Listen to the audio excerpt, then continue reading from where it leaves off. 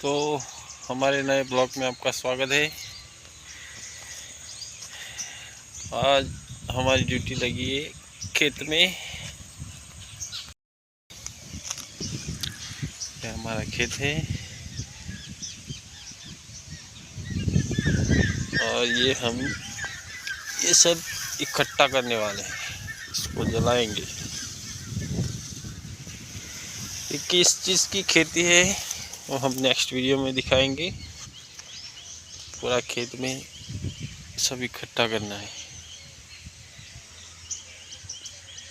तो वीडियो हमारी तो लाइक शेयर और सब्सक्राइब करना मत भूलना।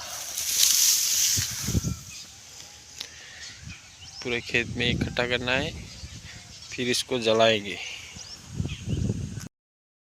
इसको जलाया, फिर इसको इसको पूरे खेत को जला डालेंगे।